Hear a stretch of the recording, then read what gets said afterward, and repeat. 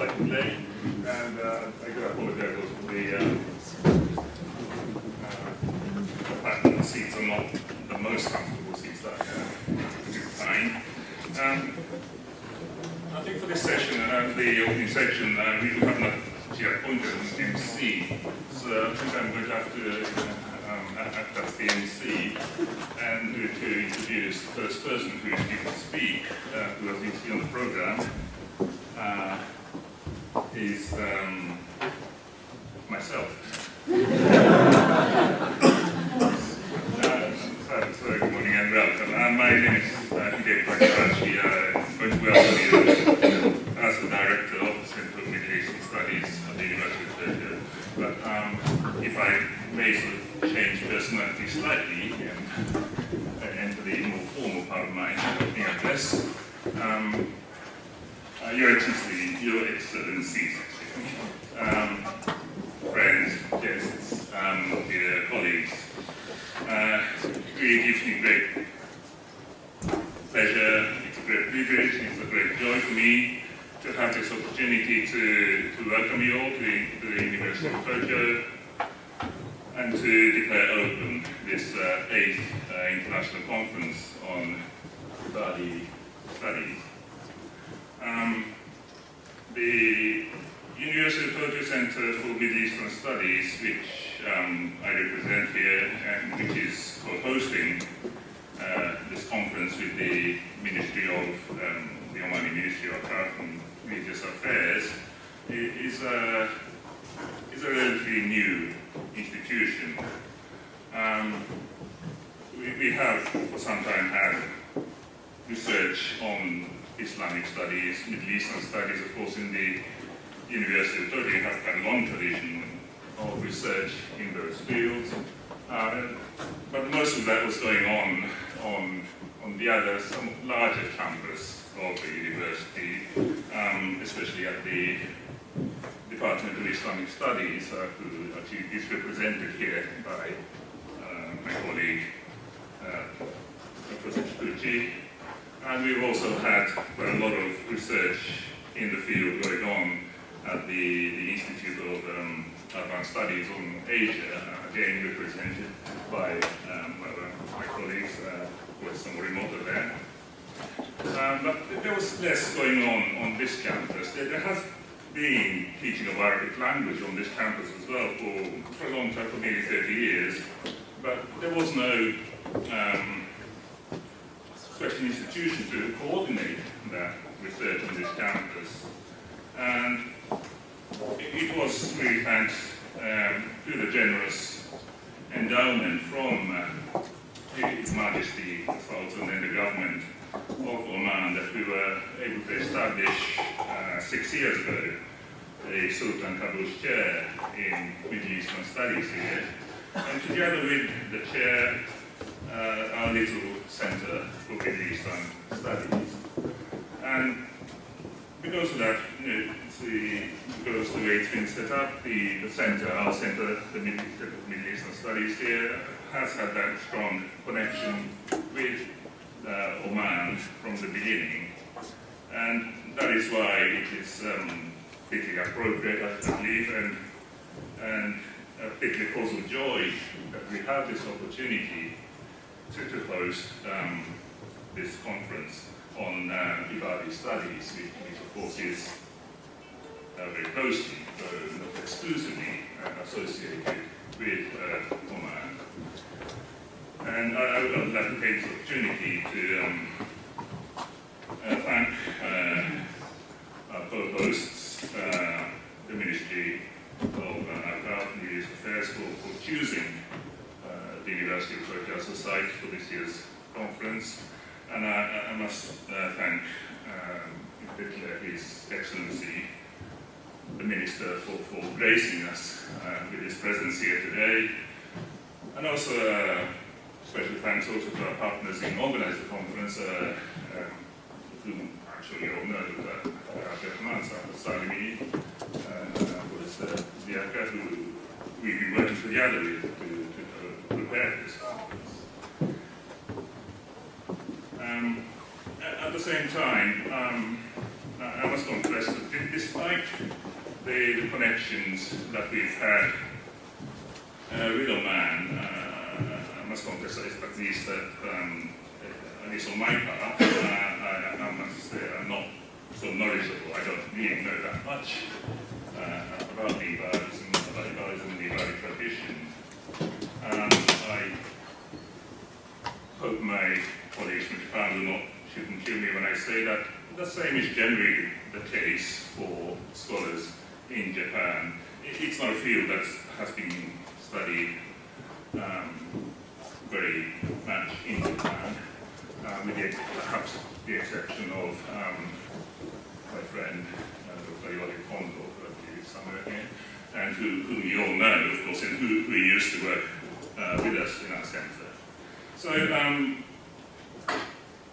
that is why I think this conference will be a very good opportunity for us in Japan to learn more about this field and about Tibetism and Nevari tradition. And of course, those of you who have been participating in these conferences will be happy with my handwriting. We will, of course, be continuing your dialogue and deepening your dialogue from your previous conferences, and it will be wonderful for us to have this opportunity to listen in to your conversations and to learn about the latest developments in the field, and occasionally, hopefully, to make some contribution to the proceedings. So thanks to those of you who have travelled here from afar, and also those of you who have not travelled so far. I believe this conference has all the makings of being a successful one, and I'm sure it will be a successful conference. I look forward to being with you and listening to discussions over the next 3 days. But most of all, I really thank you for being with us, being present here. I look forward to being with you over the next 3 days, and I also hope that you will have an enjoyable conference over the next 3 days. Thank you.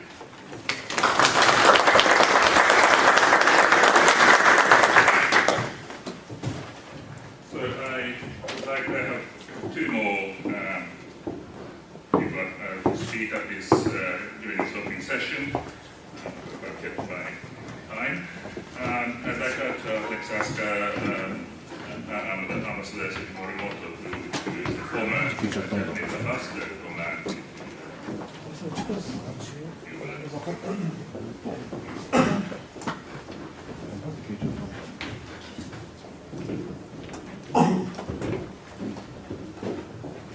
Excellency, Minister of Art and the Religious Affairs of Oman, Excellency, Ambassador of Oman, distinguished guests, ladies and gentlemen, Assalamu alaikum. It is my pleasure to greet you, Your Excellency, Sheikh Abdullah Al-Sami, and all of you here as a former ambassador of Japan to Oman, as Professor Takahashi kindly mentioned, and the visiting professor of this university. I am happy to see the conference being held this time at our Komaba campus. As Professor Takahashi mentioned, the University of Tokyo has developed the special relations with Oman, which comes from the very fact that His Majesty Sultan Qaboos generously endowed the university with a chair for Arab studies. it was in Oman that I encountered the philosophy of Ibadism for the first time. It was new to me because it was neither Sunni nor Shia in Islam and had never been known to me. The more I learned about Ibadism during my tenure in Oman, the more I became interested in its thoughts. One of the characteristics is the liberal nature of Ibadism.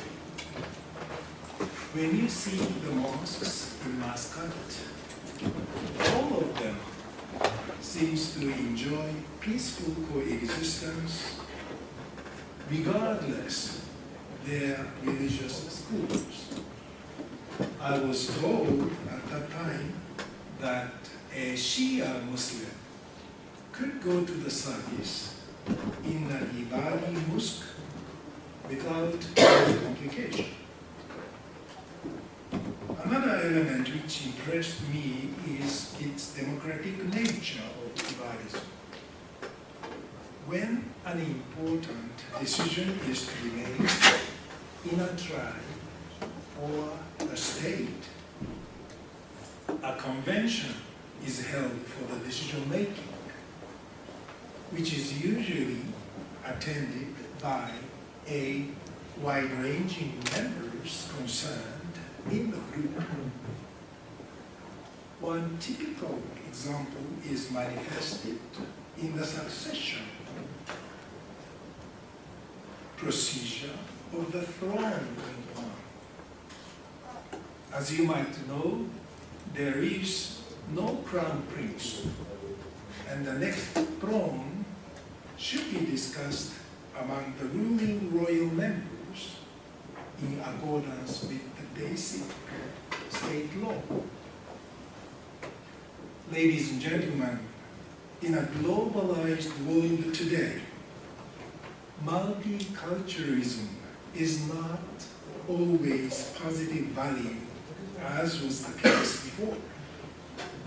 It seems that there is a growing egoism, sense of egoism, that seems to stick to the values stemming from the nation-state system established in Westphalia in 1648. But we, as residents of a global community today, should not lose sight of such values as tolerance, liberalism, and humanity to reach peaceful coexistence among the members of the community. In this respect, I am convinced that the basic philosophy of Ibadism can give us all the seed for thoughts. This conference will be thus a good venue for everybody to think over what Ibadism tells us in today's world. In concluding, I wish you all fruitful discussions during the conference. Shukran jazeelan.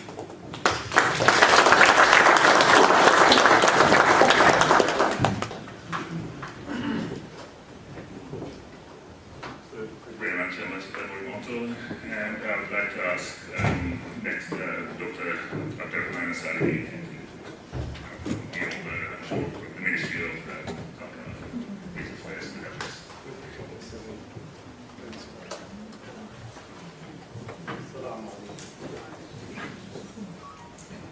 Your Excellencies and distinguished scholars, ladies and gentlemen, I have decided that At-Ta'aruf and Al-Fiqh, mutual recognition and trust, will be appropriate title for this speech of welcome. At-Ta'aruf is a Quranic expression which means mutual recognition, at the same time recognition arising out of positive action, dialogue, and consultation with the fundamental principle of or mainstay of fiqh, that is to say, the trust. From studies we have made over recent years, we have learned that the trust is the key to the Japanese people. Moral and economic success and progress and lies behind their dealing with each other and outside world. And that is why I regard these two qualities, mutual recognition and trust, as a providing suitable basis of our relationship with each other here in Japan. There is a long history of trade relations between our nation and Oman. Is used to be called in the classical literature is the gateway to the East. And indeed today is the East regards Oman as being the gateway to the Arab world. In the modern era, that is to say over the last 100 years or more, a desire to grow in the Arab world and Islamic world for friendly relation and contacts with the Japan, a feeling that was reprovocated just as strongly by the Japanese. Since 1960s, we have benefited from the Japanese philosopher, the sources, valuable studies on the Quran.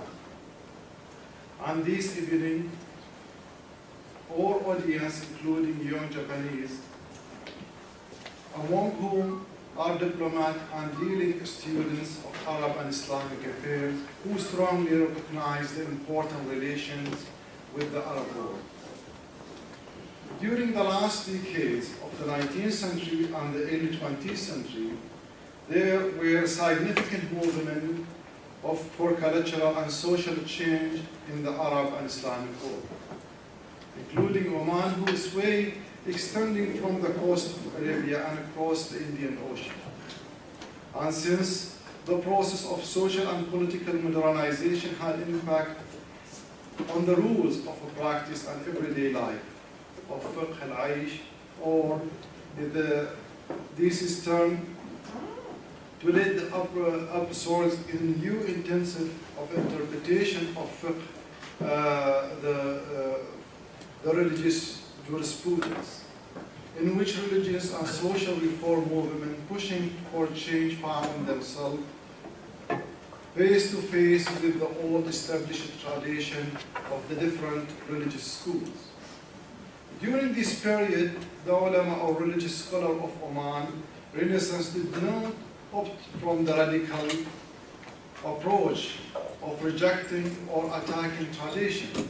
Instead, they sought to open up and adapt tradition in order to preserve the general Islamic identity while listening attentively to the demands of opportunity for change. This constructive approach helped reinforce the existing link between the past and present, while providing invigorating inspiration of the future. And today we in the religious establishment are reaping the benefits under Oman Renaissance led by His Majesty Sultan Qaboos Mosari.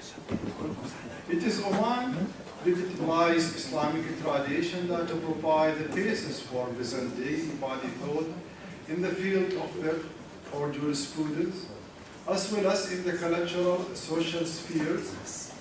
We in the religious establishment, we have benefited for respect, the development or updating the religion thought through on fiqh and also in the Majlis Tafahum of the Sana.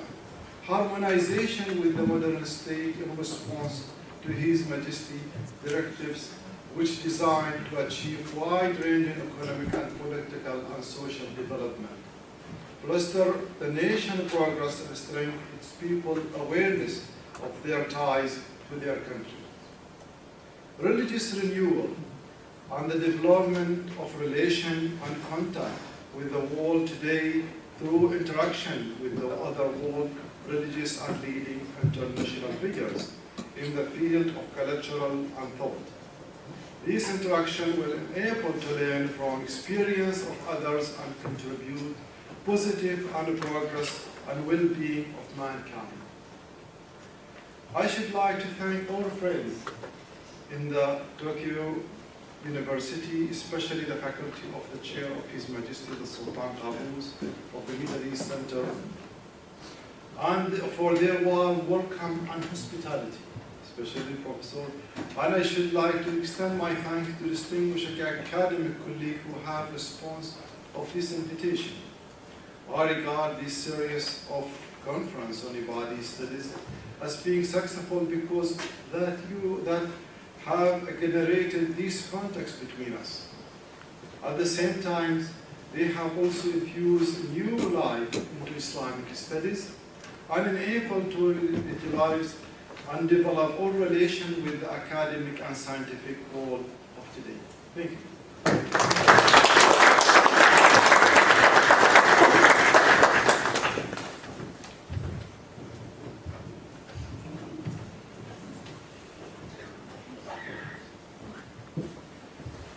Thank you very much, Tony.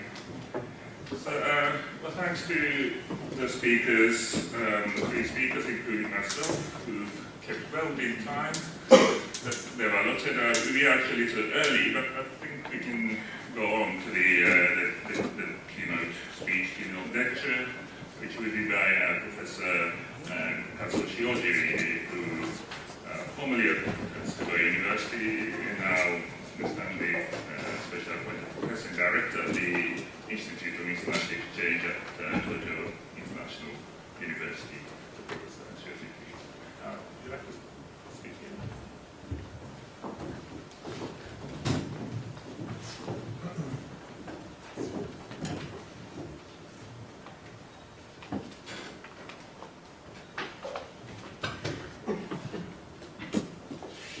Thank you very much for the introduction, Professor. Excellencies, distinguished guests, dear colleagues, ladies and gentlemen, with the presence of His Excellency Sheikh Muhammad Al-Salimi, Minister of Awqaf and Religious Affairs of the Sultanate of Oman, it is a great honor for me to address here on the auspicious occasion of opening 8th conference on Ibadi studies in Tokyo University. At first, I was asked to speak on Middle Eastern studies in Japan, but this topic is very vague for me. So today I focus on the Japanese view of Islam and interfaith dialogue, because these years I have been working to make up and construct a good understanding and interfaith coexistence and interfaith dialogue among Japanese people and the Islamic world. I think you have the small papers, just resume my keynote speech.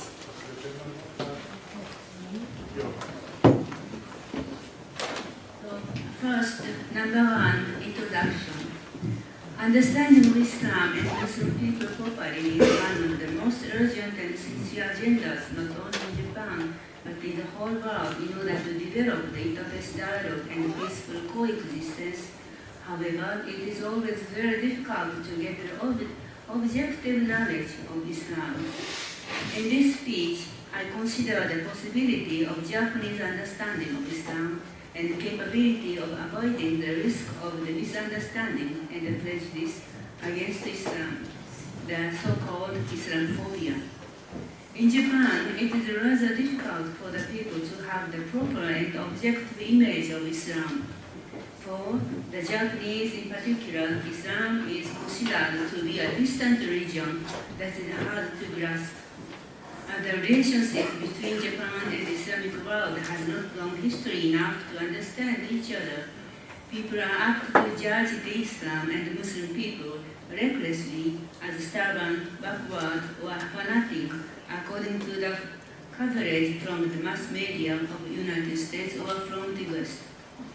To make matters worse, some Japanese intellects insist that Western Christian countries have freedom and equality, but Islam does not admit the freedom to believe the religion other than Islam.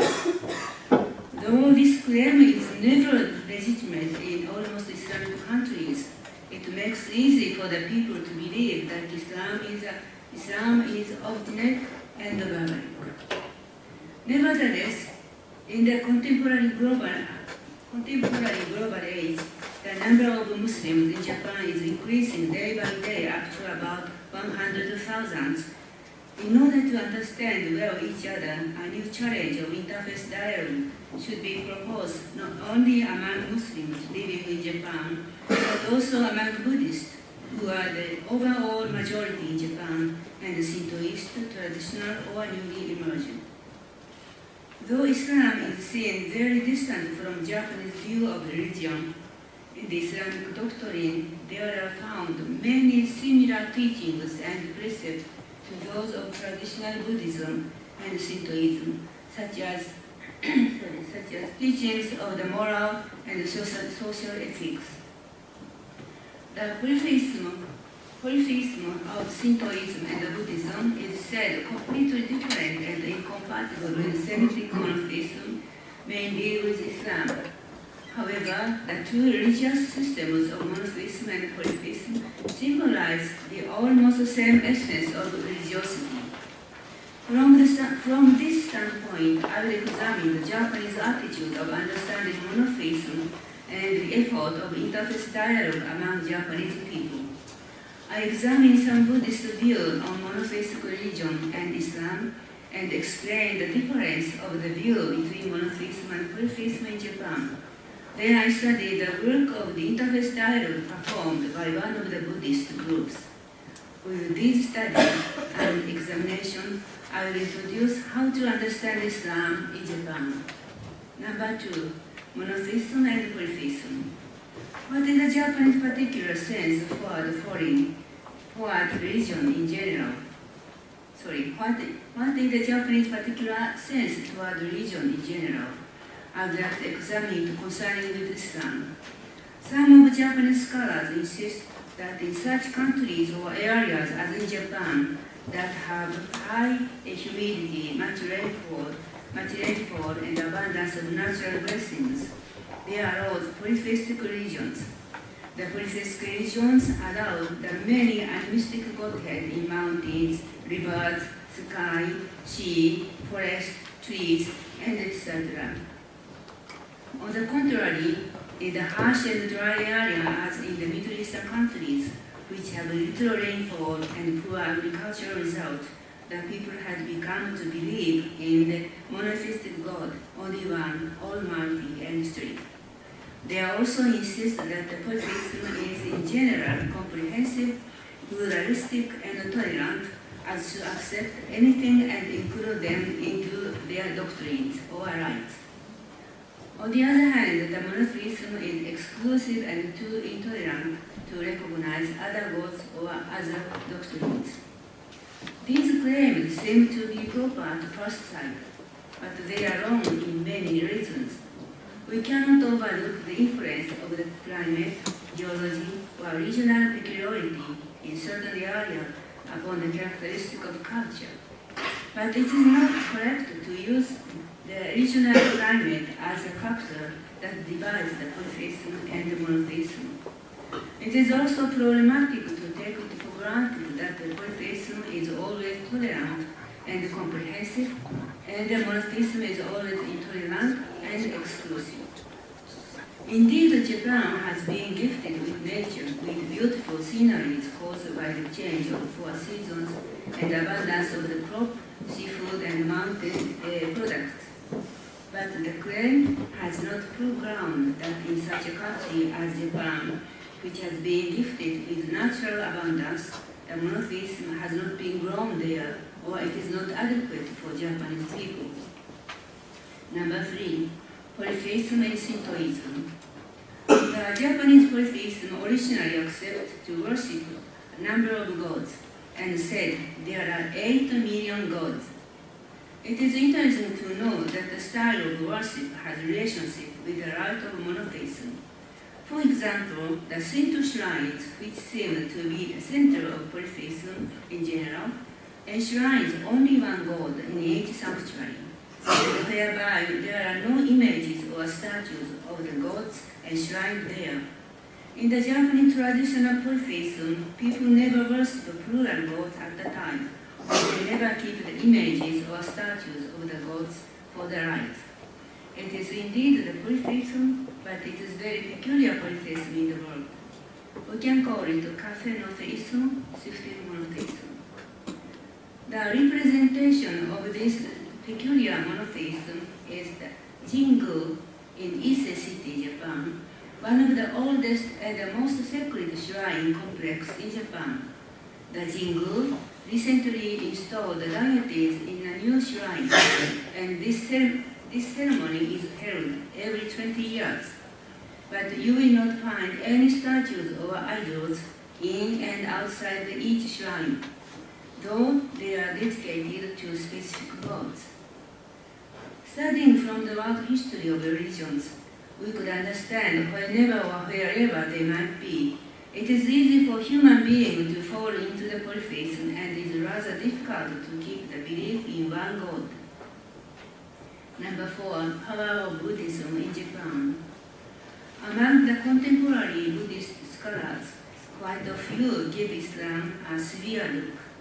Professor Azuma Yusin told, quoting Nakamura Hajime's comment, Professor Nakamura, the late Professor Nakamura Hajime is one of the very famous scholars on Buddhism. So Nakamura Hajime said, it cannot be never thought that the creator of the universe who gave us such pains should be merciful absolutely.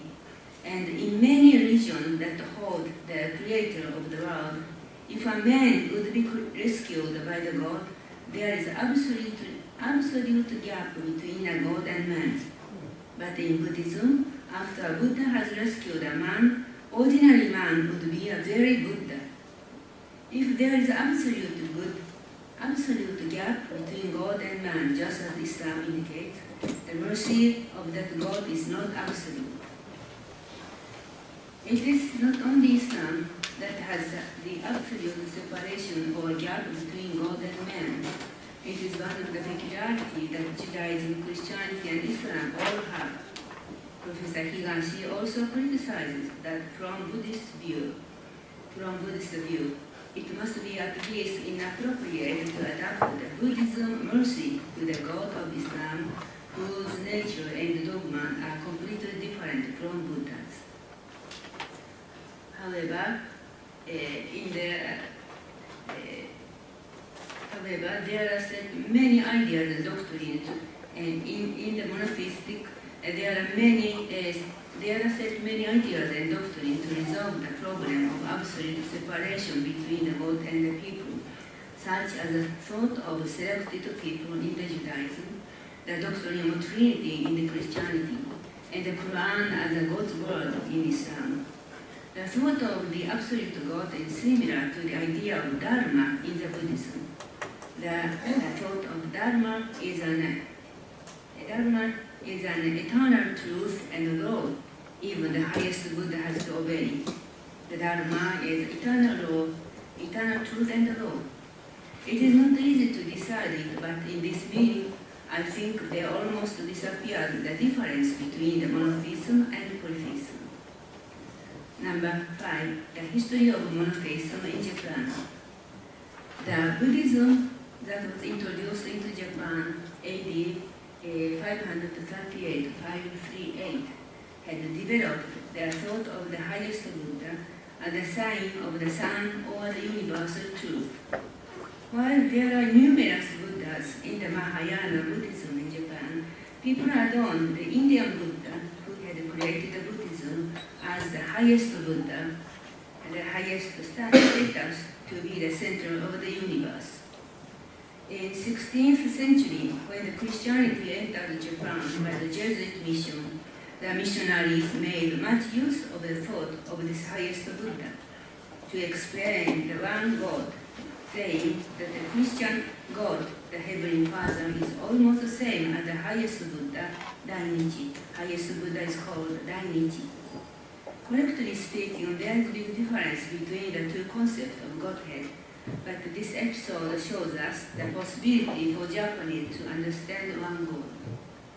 The Christianity brought by the Jesuit missionary Francisco de Xavier in 1549 had spread rapidly among the people who had been suffering with the continuous wars at the period of Goryeo state in Japan. It spread so quickly into even the leading classes in the society as to terrify the feudal rulers. Oda Nobunaga, one of the eminent generals, protected the missionaries as a tactic of counterplots against the Buddhist powers. But his successor, Toyotomi Hideyoshi, and from him on persecuted the Christians in order to terminate the Christianity in Japan, using the cruelest method ever in the world.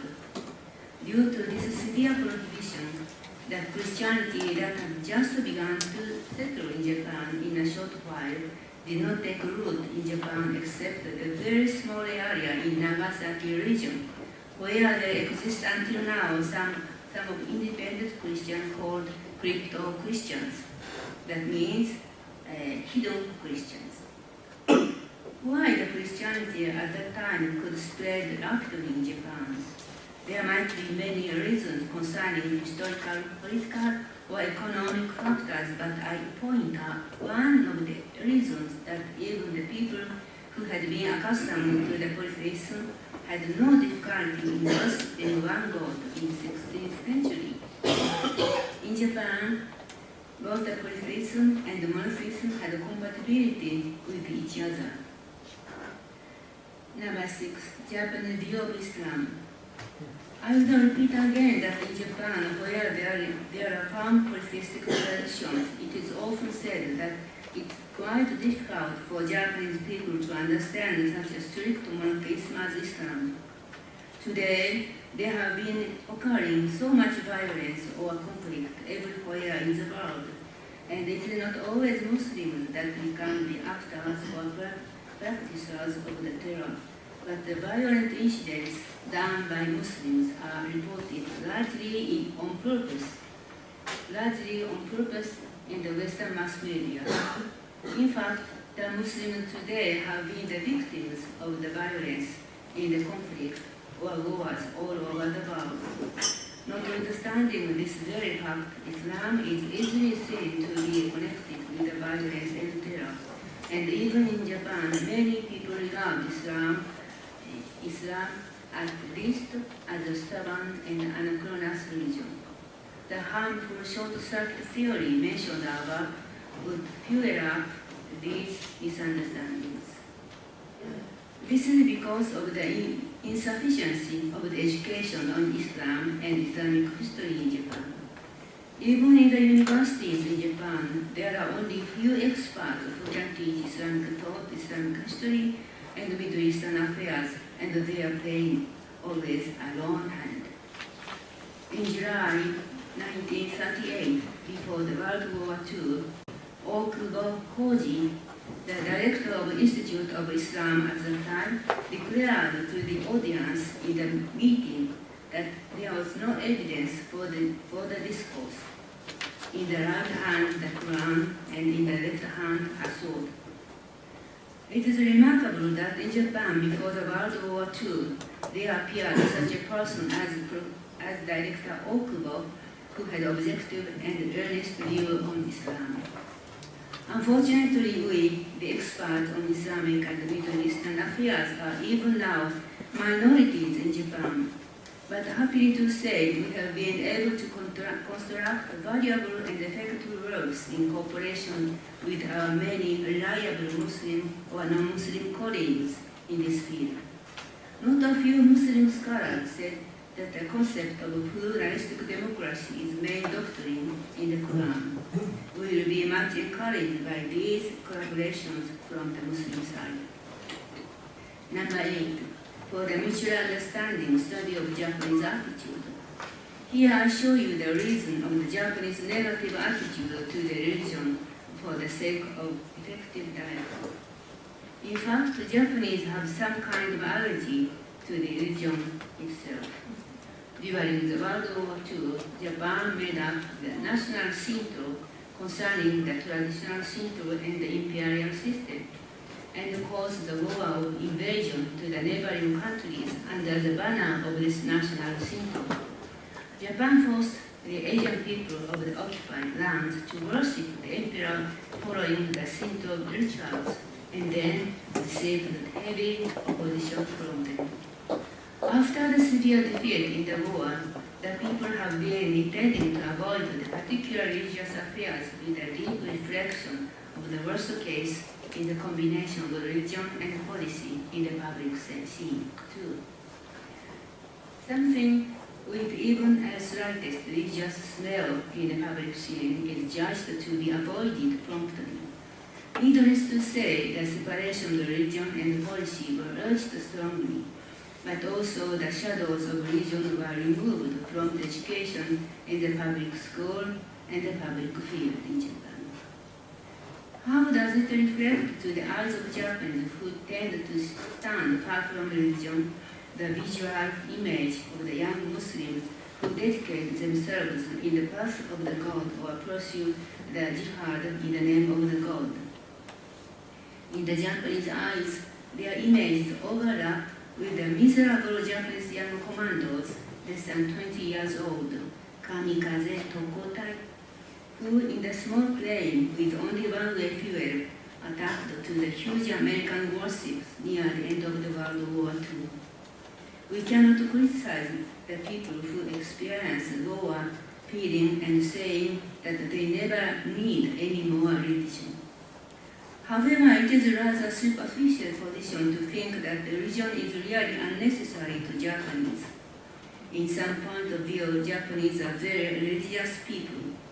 When they meet someone who is very pious in one of religions, they respect him much as a man of high spirit that the normal people cannot attain. But at the same time, however, it is true that they are apt to consider that religion is such suspicious thought and action that no normal people might be absorbed in. Number 9, present efforts of the Buddhists. Here I introduce one of the activities for the interfaith dialogue managed by a Buddhist priest, Minegishi Seiten. The Reverend Minegishi belongs to Sotoshu. This is one of the Zen Buddhism, and studied the philosophy at Sophia University, one of the famous Catholic university in Tokyo. Then he experienced training at one of the Benedictine monasteries. After he succeeded the temple of Chorakuji in Gunma Prefecture, he founded the Institute of Interfaith Dialogue in 2006. He invites many religious people and scholars from different religions to the meeting of his institute, where people of many religions and professions gather together and exchange their opinions. It is not a normal way for the Buddhist priest to even graduate from Catholic University, to say nothing of the training at the monastery. Minegishi, he has been developing the exchange of the spirituality of East and West with his sincere efforts. His temple, Chorakuji, in Gunma Prefecture, is often visited by many people of different religions from all over the world, including Muslims. Is it easy for the Buddhists to understand Islam just as Reverend Minegishi? On the contrary, many Buddhists criticize Islam as one of the most severe religions in the world that forces a human being to obey only the absolute God. Number 10, for the further religious, for the dialogue and peaceful coexistence. In general, in Japan, people think that the religion is necessary only for the rite of passages and the burial services. These rites belong to the Japanese traditional events and are not special religious rites. Many people of any religion could participate in these events without constraint of his or her own belief. Even in these traditional events, we can observe the sincere religious meanings concerning the cure of the sick, mourning for the dead, wishes for the children's growth, and seeking for the happiness of the family. The prayer for the happiness of the people, including themselves, can be said religious, even though he or she does not believe in specific religion or is not affiliated in certain religious community. There is no one who does not wish the worldly happiness. Muslims too wish the healthy life and happy future for the family and friends and for all people in the world. In this common point, we could understand each other. Japan has had no history of conflict of interest with most of Islamic countries. It would be Japan that has possibility to understand objectively non-European civilization and religions. Japanese nowadays have full ground to accept Islam just as they have accepted Christianity as a part of education. Even with a curiosity to know the strange and foreign affairs, to know is the first important step toward cross-cultural understanding.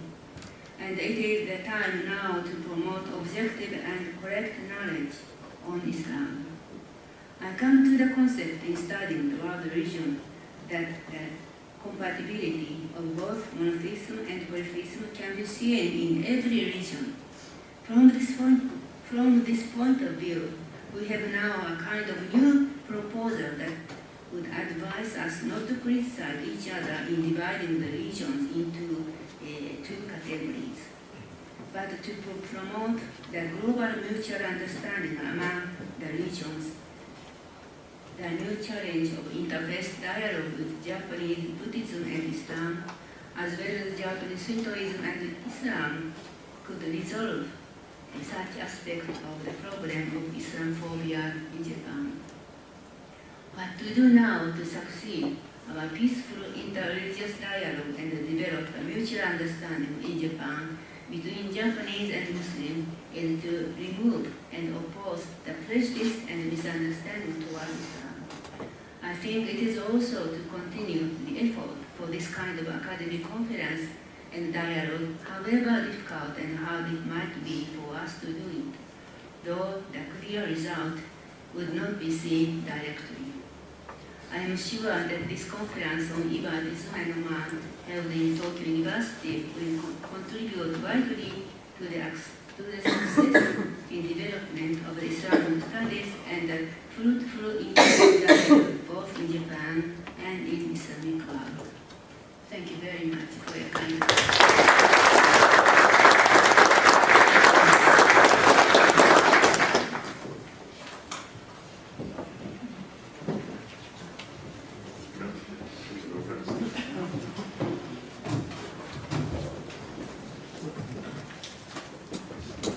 Very much for the opportunity for speech and also keep it to your own time. But we did start early, so we have finished this session a little bit early. But I believe we can go to Shuku actually asking this, but we have a coffee break now. And if we could come back here for the next session, we